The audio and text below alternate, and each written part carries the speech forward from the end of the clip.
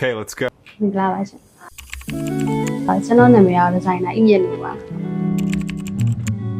ဒီနေ့နေရာလည်းအများကြီးပဲပေါ့နော်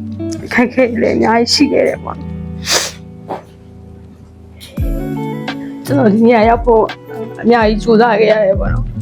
ချိန်လေးအများကြီးလည်းပြေးခဲ့ရတယ်ပေါ့နော်headline ဆိုရင်တော့အကောင့်ဒီဇိုင်းနေတာပေါ့နော်ဇမင်ပါရဲ့ဆိုရင်တော့သူကအရင်ကနေပြီးတော့တကောင်းတော့ကောက်တဲ့တာပေါ့နော်သူကじゃအဲ့ဆိုအရင်ကနေကောက်မယ်ဆိုသူကဖောင်းဖောင်းလေးနဲ့ဇမင်ဆန်သားကိုသူလိုမျိုးဖြစ်သွားတယ်ပေါ့နော်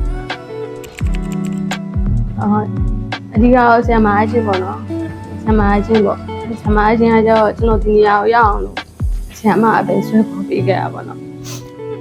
ဆရာမအချင်းကိုလည်းကျေးဇူးတင်တယ်ပြီးတော့ကျတော့ဆရာသူညီပေါ့နော်ကျွန်တော်ဒီမှာအလုပ်လာလျှောက်တဲ့အချိန်မှာအလုပ်ခံပြီးရမန်နေဂျာရယ်ပြီးတော့ဆရာသူညီရဲ့ကိုလည်းကျေးဇူးတင်တယ်ပြီးတော့ဒီမှာအလုပ်သွင်းပေးတဲ့တကယ်ချင်းကိုလည်းကျေးဇူးတင်တယ်ပေါ့နော်ကျေးဇူးတင်ရမယ့်လူတွေကတော့အများကြီးပဲပေါ့နော်ဒါပေမဲ့အဓိကကျေးဇူးတင်ချင်တာကတော့ဒီနေရာကိုဆွဲခေါ်ပေးခဲ့တဲ့ဆရာမအချင်းကိုတော့ကျေးဇူးတင်တယ်အောင်မြင်တဲ့ဒီဇိုင်နာတယောက်ပဲဖြစ်ချင်တယ်အခက်အခဲဆုံးရာတော့ရှိတာပေါ့နော်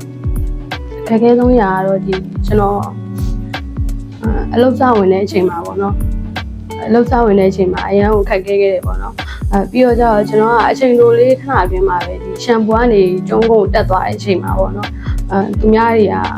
ကိုယ်မနာလိုတဲ့လူတွေအဲ့လိုပြောတဲ့လူတွေတိုက်ခိုက်တဲ့လူတွေအဲ့လိုမျိုးလည်းရှိခဲ့တယ်ပေါ့နော်အဲ့ဒါအရေးကိုလည်းအများကြီးကြော်ဖြတ်ခဲ့ရတယ်ပေါ့နော်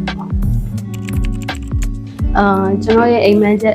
တင်နဲ့ရီမက်ချက်တွေပြည့်သွားပြီဆိုတော့အရန်ပြောရပေါ့နော်ပို့ပြီးတော့အောင်မြင်တဲ့ဒီဇိုင်နာတယောက်ဖြစ်အောင်လို့ပို့ပြီးတော့စူးစမ်းသွားမယ်ပေါ့ဟုတ်ကဲ့ပါကျေးဇူးပါရှင်